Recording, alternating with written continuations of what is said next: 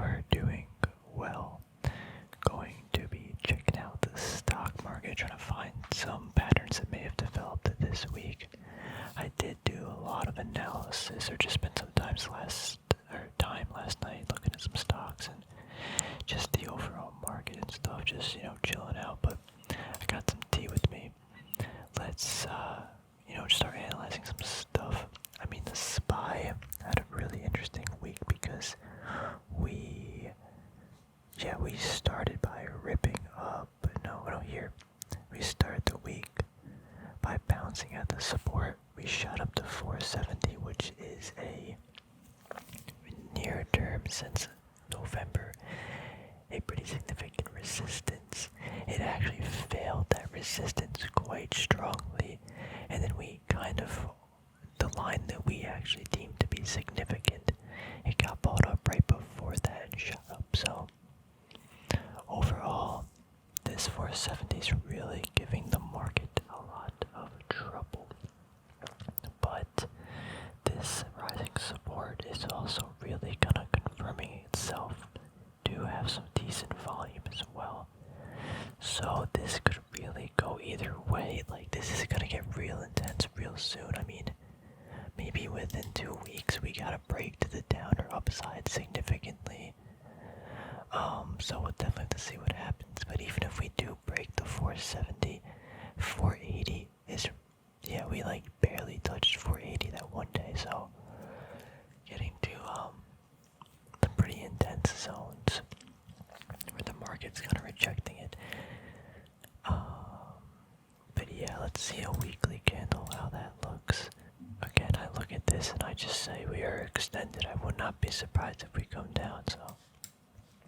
But from a weekly point of view, really respecting both sides of the market last week. So yeah, but selling. So that's selling, that looks really bad. But we do have strong rushes up. So the last 2 times we were at the price, we had a rushward upward movements the next day. This week it was different. A lot of volume, more than this, even this. We haven't had this much green volume since this day back here, this area back here. So yeah, I mean, I don't want to say indecisive here, but this is really indecisive. Like, this is a battle between both sides of the trade. So where's Q? We'll first go to daily candles. Really getting this lower high or lower low pattern, which is each time we come down to a low, it keeps getting lower. But now we finally got to this trend line that we've been talking about for we were saying since the December time. That I guess that was only a month ago, but we really wanted to eventually come down to retest this lower trend line, which we did get this week on the 10th, or I guess last week on the 10th. However, it only got to 390 before spilling back over. Just really showing some weakness here, especially above $400. The volume too at the upper end. Look how low it is. There's no volume up there. Same thing here as we go into the move upward. Look, we're going up, and not as much volume as opposed to the selling it. This is just very, very fascinating. I feel like the market's giving us a lot of clues that this might come down. We got the clear rejections. We got a lot of volume on the downward moves. I wouldn't be surprised too if it comes down to retest this trend line. It's not that strong either to be realistic, but we'll see. We are getting that broadening pattern with that horizontal resistance, and definitely have to see. But yeah, just have to see. Let's check out the Dow. The Dow doesn't look that bad. It's still in the channel. Doesn't look that bad. It came down to retest back there. It actually didn't really fall that much, but this is one of the least expensive relatively, since Corona. We're only up 20%. I mean, that's a lot, but like compared to the SPY and stuff. Look at that volume, actually, look at that. Into the up move, no volume. Selling, the 2 weeks of selling, huge volume. Even here, actually no, this was good. A lot of buying at the support area. That was interesting. But yeah, just trying to see where the momentum is with all the buyers and stuff. Let's do Bitcoin. Bitcoin's back under 45k, retesting probably 42,500. Probably realistic. This did fall a lot though. Still needs to show some buying. I mean, yeah, we got some support here, but this last daily candle was quite good. But these two, still people are selling up at 44,000. So, I mean, if it dips to 4k, this buying, but it's really got to start forming some sort of base. Here it actually tried to base, but the selling pressure just got way too overwhelming. Crude is doing insane. Like, this is wild. But yeah, I'm predicting it goes back up to this trend line maybe over the next month or two. Maybe it comes down. If it comes down to here, maybe it take another month, but sometime between a few more months, I think it'll go somewhere up to like 90 bucks. I think that's realistic. Or, I mean, it could easily come back down to retest this line, but yeah, I don't think it's gonna stay in this area or down here for too long if it does. But looking pretty bullish. Crude. Ethereum. We had a clear retest at this trend line. I mean, 3,000 is probably the better level. But that trend line is what I deemed significant and came down to test that. It's still, there's a grind line here that it's kind of catching a little bit. This might be coincidental though, but yeah, see gold. Really do not want to see this type of candle right here. We break right out of the 1800. Now, what are we spilling back over? We really gotta have that momentum and shoot up to at least this resistance or some 1850 level. We can't get stopped. 1825, like, come on. So, I'm getting pretty bearish on gold for now, just technical, but I think we discussed that. Silver, same thing. We get that rush up from here, but we're still seeing selling wicks. We're not even near like the upper zone, so like, yeah, this still looks kind of bad. Yeah, we're getting the buying there, but there's just too many sellers stepping in at these levels and not enough buying. Apple is looking interesting. Definitely earnings are soon on 127. No really new data for that. BGFV. Under 20 bucks. Closed the candle above. Corsair did come down to retest 20 bucks again 2 times. Almost 2. Really tempted. I ended up buying actually Take 2 Interactive because I guess we didn't talk about it, but they bought Selenka, and I think that mobile play is great. I think they definitely overpaid for it, and they don't have the cash on hand, so they're probably going to dilute the shares. However, the stock dropped like 15% one day, so I was like, I'll pick up some shares. Like, why not? I think it got oversold too quickly, so might as well buy some. But yeah, I mean, not a lot of the position, but Corsair looking spicy. JDX, the gold mining ETF, tried to I mean, look at that. We bounced off like 30, shot all the way up to 31, like 60, this technical resistance, and then we just could not get the momentum. Hopefully it catches here and goes higher, but we will see. Turtle Beach, not too much going on here. I think our robot's good, but I don't know. Calls. Yeah, same thing. Still watching Logitech. I mean, we're consolidating. It's great. But, oh, we got earnings really soon. When is this? 24th. Okay, next week we got earnings. Okay. Nvidia. Yeah, no. I mean, Nvidia's got her 250 probably support, but like realistically, the next good support's like 225. So, good. Oh, Realty, Pan American Silver, Rio. I gotta, man, so I was watching this for a while. Hold on, I want nice sip of tea. I forgot exactly what Rio does, but I was watching this like down here, and it shot up to like here. I was like, oh, I guess I missed the boat, whatever. And then now it finally came back down to a good zone, a pullback, like on a big time frame, right?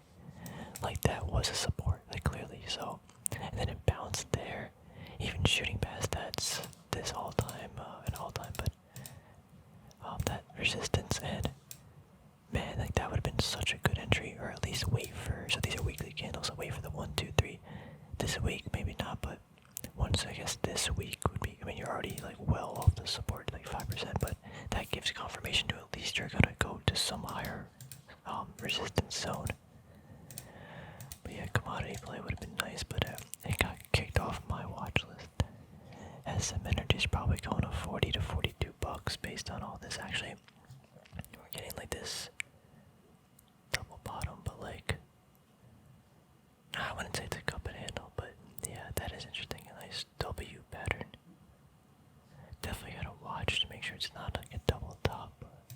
Space actually hit 10 bucks. This was incredible. 10 bucks. 10.14. Really getting interested, but it's just so risky. Like the money I put in this, if it went to 0, I think it would be okay. So if I did take some dumb position in this, I think I would go into it knowing that I probably either am I gonna double or doubling my money, so it's more just a gamble. But right now I'm chilling. I don't feel like doing that. Here we got Tesla. Just definitely respecting this line a little bit on both sides, sort of. But take 2, yeah, see, it dropped.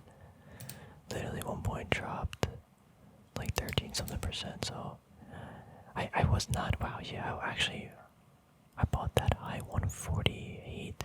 I bought all the way up here. I was like, I had to buy this day, cause this day I couldn't, and this day I couldn't until later in the day. That's where it closed. So it's whatever. Like I didn't buy too many shares, so I hopefully it comes back down to here below 140 is my target. It was my below 140 was my target before the acquisition. So taking that into consideration, I'm gonna say again the dilution, gonna drive the price down, but at the same time, like in a couple years, I think, man, that the fact that they got the mobile space, I am pretty bullish on. We see the amount of money Activision is generating from that, and I know Zynga does. They make a lot of revenue growth. They have a lot of revenue growth, but they actually don't make money. So I'm hoping that Take-Two, helps them out a little bit, or they work out something better so that they can start generating some money for Take-Two. We'll see. Still watching Walgreens. Kinda dumb I sold this, but it's whatever. Let's quickly just scan some stuff. I don't want to spend too much time scanning everything again, but we are getting earnings on some airliners this week, actually. Adobe's actually really spilling over. That's actually a huge drop. It was at 700. That's a 25% drop. Wow. Since November. ADI. Let's actually go to a higher time frame weekly candles. I just like to view things. Aflac, wow, breaking out. That's a run up. So like the interesting thing is when I love these things, like when a stock has no upper resistance, they go until people start selling, so these are great like trades, but they're sometimes kind of hard to find. But yeah, Aflac running up, AG really rejecting that line too. AMC, this is going nowhere but down. Like, I'm sorry, it might go up, but that's such a low probable event. So AMD, yeah, we needed this bounce off of some support zone, so should come down to at least retest that. That would be fine. Whoops. Oh no, everything's getting messed up on my watch list. I don't know why it does that, but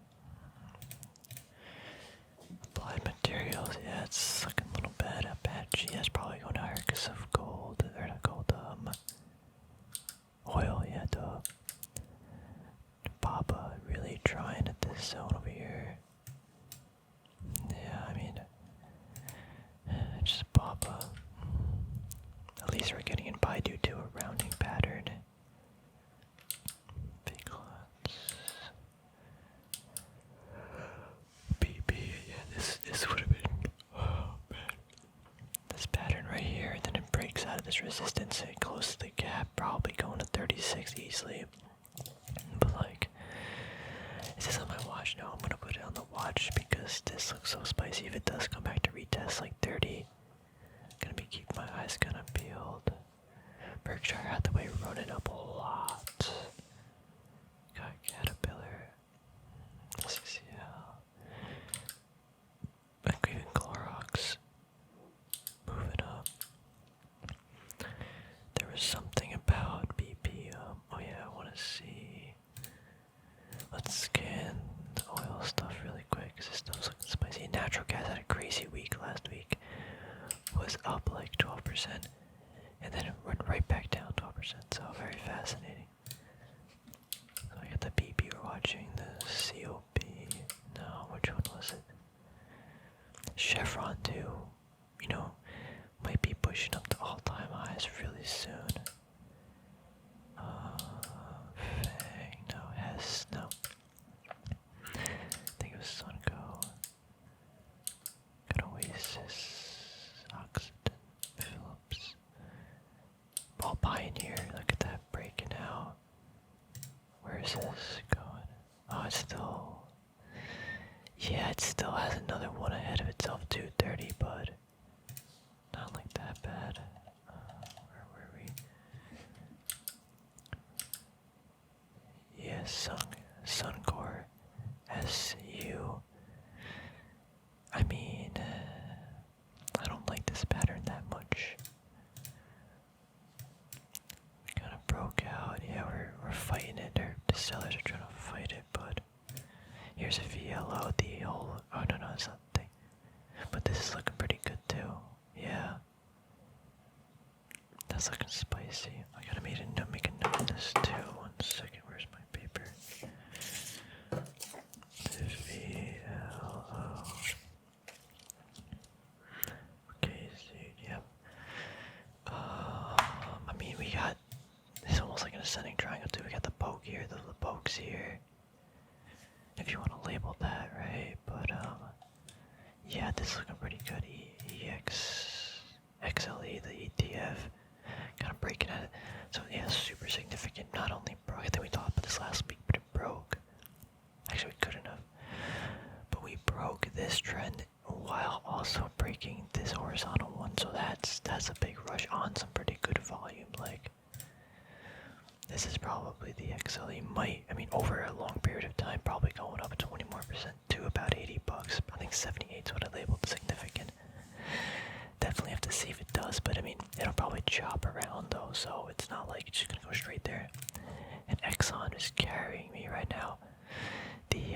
This is crazy. Like, I mean, whoever's been around the channel for a while, we literally were chatting about this over here when we were buying. So my average price is $39.50.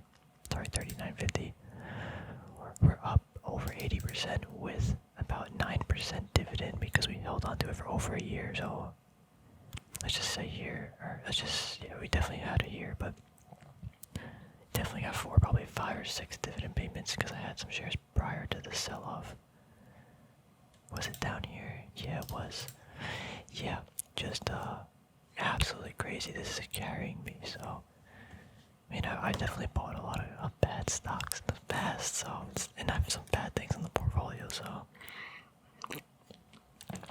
just one of those things. Like, you win some, you lose some. Like Smith, just so I don't sound like I'm tooting my own horn. Smith and Weston was one we got smoked on. We're at 22.13. So right about here, we're down like 21%. It's smaller position size at Exxon, and I did start adding more down here, but I like the company. Just I didn't know what was going to happen at earnings. I didn't want to take the chance of it going higher. So, but now that it's cheaper, don't mind buying some down there. Let's see, where were we? Check out uranium really chopping around. They got the stuff in Kazakhstan, so not looking too hot, but I'm trying to open CCJ, consolidate sideways over the next, let's say, 2 or 3 months, and then we'll see what happens. Still have some other positions stuff, but if we look at URNM, the ETF, this 70 bucks is a pretty good support. Although 75 I thought would be the better support, at least short term, but it looks like it's really holding from back here. But yeah, a lot of selling. Anything above in the 80s, that's just selling, but anything in the below 71, a lot of buying. So interesting too, we are seeing somewhat of a decline in volume over time, at least with the higher, like, it's not like perfect, but at least it's some little bit. I think I'm reading too much into that, actually. I'll take that out. Wait, DNN, didn't I? No, DVN's the one that we had. Discovery, actually, did we talk about this? But they're zooming. We took a look at this in one video, I think. The company just had too much debt for me, and I had better options. I could buy a stock with similar free cash flow, with like a same valuation, just less debt, so that's why I did that, but pretty awesome, it shoots up. It's been hit down for too long. And just scan around. Ford's been going wild, like even more wild, so probably to 25, a little bit of resistance here. See what happens, but I don't know if they should be paying a dividend. They have so much debt, like so much debt. But it's whatever, I guess. Google, definitely looking like a rolling over pattern. That's a clear. Let's see if I get like a cool drawing. Can I get like a drawing that like bends? I don't think so. But yeah, it's a nice rolling over pattern almost. So it's Home Depot. Yeah, this was so expensive too, but Intel, or boy, Intel moving up, looking good. Or not looking that good, but it's not looking that bad. We had earnings, gonna be analyzing that when it comes. I think right now I'm up like 8%, 51.50. Never did get the price below 50. Very sad, but yeah, I was still kind of hoping it would come back to this trend line at least that I labeled, but didn't. At least not yet. We have JP Morgan falling 6% on Friday. I don't think they had bad, they actually had good earnings. The earnings 3.33 compared to 2.97.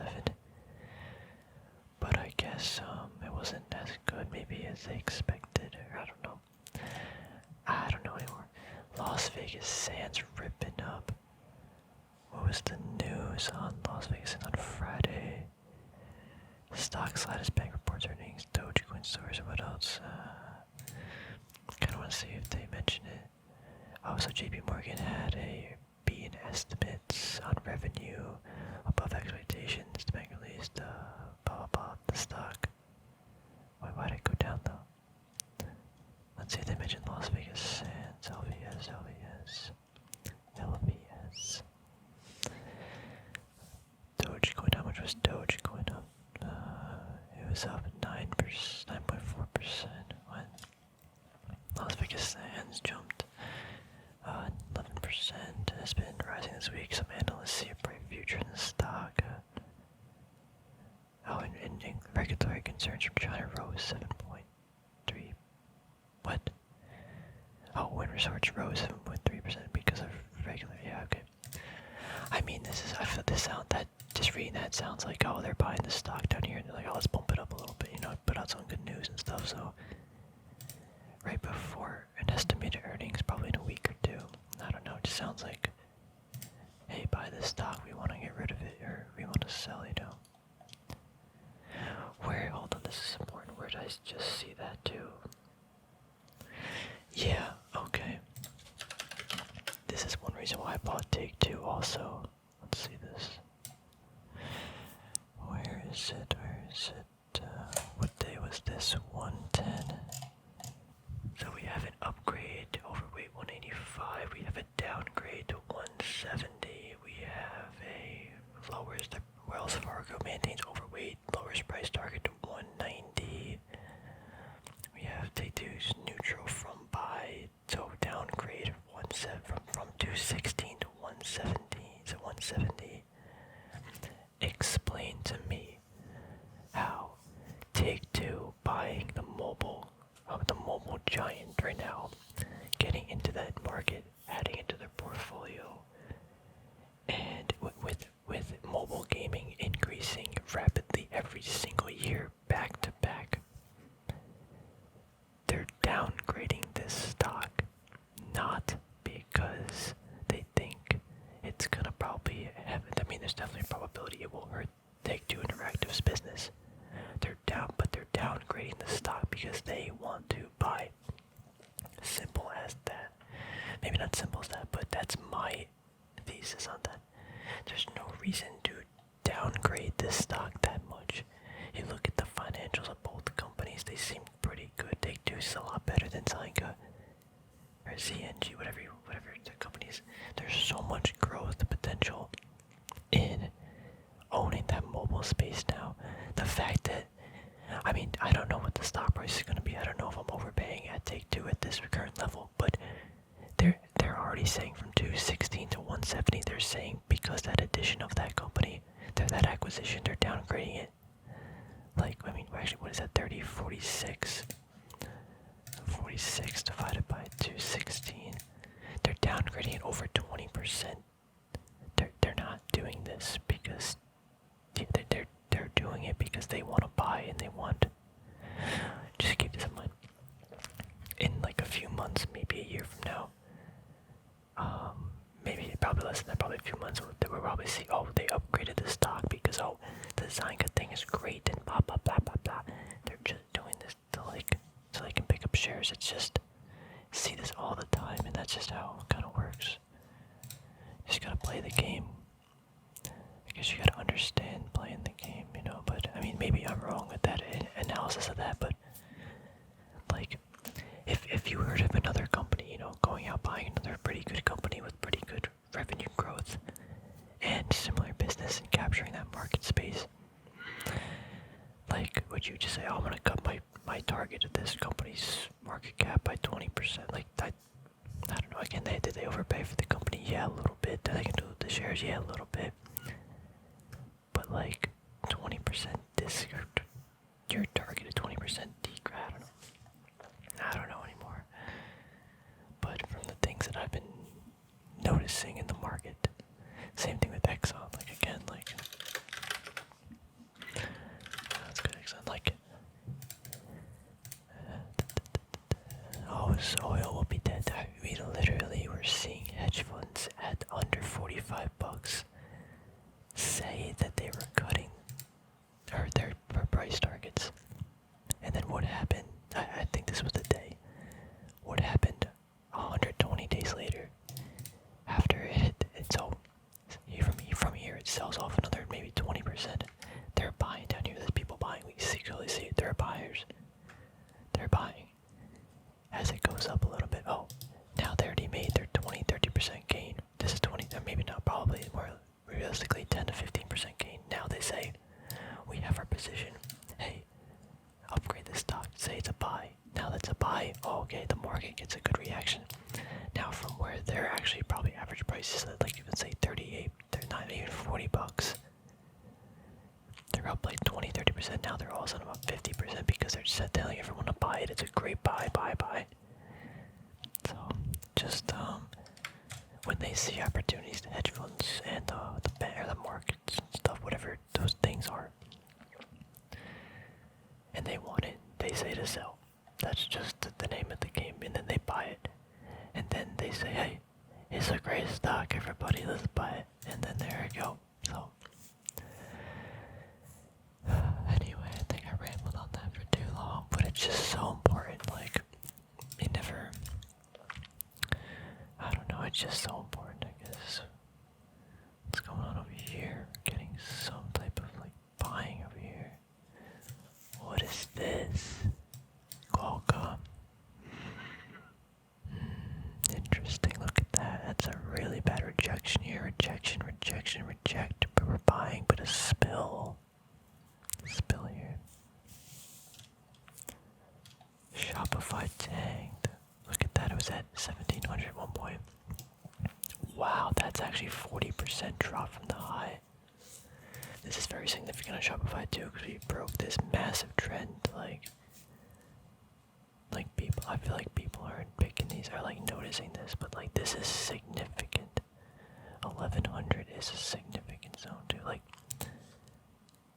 there are so many stocks like this that are ripped up so high they can very easily shed off 40% of the gains. Like in just this is over the course of like 50 days where it dropped 35%. Like it wasn't really even because the earnings. Also look at this volume, absolutely no volume. Right here.